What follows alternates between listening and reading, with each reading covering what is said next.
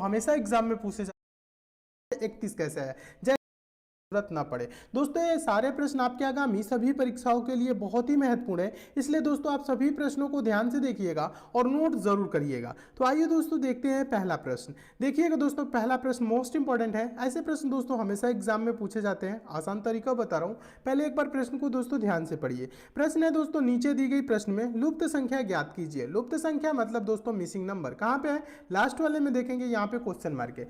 तो आपको ये बताना है कि इस क्वेश्चन मार्क पे कौन सी संख्या आएगी। नीचे 4 विकल्प दिए गए। तो सबसे पहले आप क्या करेंगे, इस प्रश्न को सॉल्व करने के लिए आप ये देखेंगे कि पहले वाले फिगर में यहाँ पे 15 कैसे आया है, दूसरे वाले फिगर में यहाँ पे 31 कैसे आया है। जैसे पहले वाले में 15 आया है, दूसरे वाले में 31 है, उसी प्रकार से तीसरे वाले में हम यहाँ पे मान वो लाएंगे, यानी वो संख्या लाएंगे। तो 15 ये जानिए, देखिएगा ध्यान दीजिएगा, 15 ये 3 और 27 को कुछ करके लाया है। ठीक है, समझने का प्रयास करिएगा कैसे हम यहाँ पे 15 लाएंगे। एक बार समझाता हूं, इस 3 और 27 को आप कुछ करिए कि 15 हो जाए। तो 3 और 27 को अगर दोस्तों आप जोड़ेंगे तो क्या होगा, 30 होगा।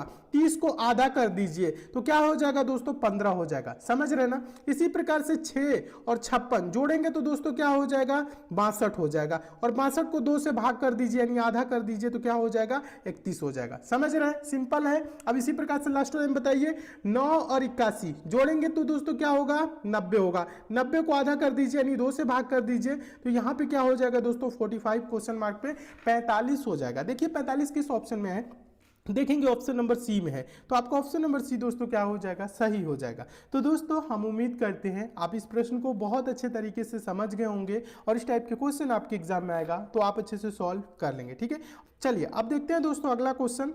दूसरा क्वेश्चन भी काफी इंपॉर्टेंट है। आसान तरीका बता रहा हूं दोस्तों, बहुत आसान तरीका, एक लाइन में सॉल्व हो जाएगा। पहले प्रश्न को ध्यान से देखिएगा, ये क्वेश्चन कई बार एग्जाम में रिपीट किया है। क्वेश्चन है दोस्तों, पी क्यू से लंबा है, आर एस से लंबा है परंतु टी से छोटा है।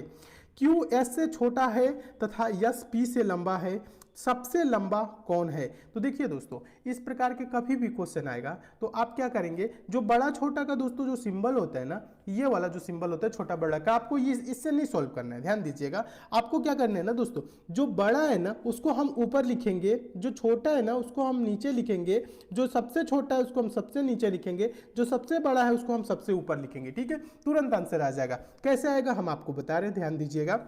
बोल रहे पी क्यू से लंबा है, तो ये जो पी है दोस्तों किससे लंबा है, क्यू से लंबा है, तो हम क्यू के से ऊपर लिख दिए। ठीक है, यानी पी लंबा है क्यू छोटा है। समझ रहे हैं, यही बोल रहे हैं ना, पी क्यू से लंबा है। आगे बोल रहे हैं आर एस से लंबा है, तो अभी हम पी और क्यू के बारे में लिखे हैं, आर और एस के बारे में नहीं लिखे, तो इस लाइन को अभी आप क्या करिए दोस्तों, इस लाइन को छोड़ दीजिए। ठीक है, परंतु टी से छोटा है, अभी इसे भी छोड़ देंगे। फिर बोल रहे हैं क्यू एस से छोटा है, क्यू किससे छोटा है, एस से छोटा है तथा एस पी से लंबा है। एस क्या है दोस्तों, पी से लंबा है, और यहां पे बोल रहा है क्यू एस से छोटा है, तो क्यू एस से छोटा है क्योंकि एस के नीचे ही है, एस के नीचे पी है, पी के नीचे क्यू है, यानी कि एस से छोटा है। यहां तक तो समझ में आ गया। जो लाइन हम छोड़े हैं दोस्तों उस लाइन को देखिएगा, बोल रहा है आर एस से लंबा है। कौन लंबा है दोस्तों, आर। आर एस से लंबा है तो आर ऊपर हो जाएगा एस के, परंतु टी से छोटा है। किससे छोटा है दोस्तों, टी से ये छोटा है, यानी ये टी के नीचे रहेगा आर। बोल रहा है दोस्तों सबसे लंबा कौन है, बताइए सबसे लंबा कौन है, जो सबसे ऊपर है। सबसे ऊपर कौन है दोस्तों, टी है, यही आंसर हो जाएगा। देखिए टी किस ऑप्शन में है,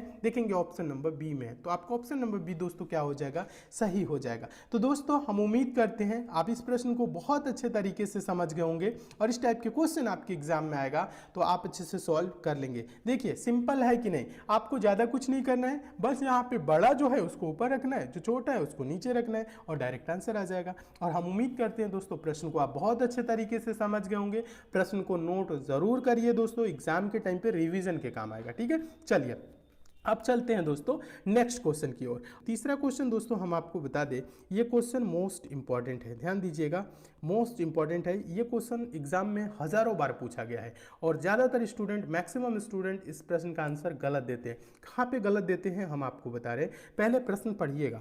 प्रश्न है दोस्तों, नीचे दी गई प्रश्न का सही वेन आरेख बताएं। वेन डायग्राम बनाना है, किसका, पक्षी, तोता, चमगादड़। तो दोस्तों वेन डायग्राम के प्रश्न कभी भी आपके एग्जाम में आएगा तो आप सबसे पहले क्या करेंगे, आप इन तीनों शब्दों पे विचार करेंगे। जैसे इसमें पक्षी दिया है, तोता दिया है, चमगादड़, ये एक दूसरे से कैसे संबंधित है। तो स्टूडेंट ज़्यादातर क्या करते हैं, वो सोचते हैं पक्षी दिया है तोता, तोता क्या है दोस्तों, पक्षी है। चमगादड़ क्या है दोस्तों, पक्षी है? नहीं, चमगादड़ दोस्तों पक्षी नहीं है। यहीं पे गलती करते हैं ज़्यादातर स्टूडेंट, चमगादड़ को पक्षी के अंतर्गत रख देते हैं। चमगादड़ दोस्तों पक्षी नहीं है। चमगादड़ स्तनधारी जानवरों के अंतर्गत आते हैं, मैमल्स होते हैं, दूध पिलाने वाले ये जानवर हैं, ये पक्षी नहीं है। क्या है दोस्तों, चमगादड़ जानवर के अंतर्गत आते हैं, मैमल्स के अंतर्गत आते हैं, स्तनधारियों के अंतर्गत आते हैं, दूध पिलाने वाले जानवरों के अंतर्गत आते हैं। ठीक है, तो यहां पे ये क्या होगा दोस्तों, ये चमगादड़ पक्षी नहीं होते। तो इसका वेन डायग्राम कैसे बनेगा, पक्षी तो का ये हो गया, पक्षी के देखिए यहां पे बना देते हैं, पक्षी ये हो गया,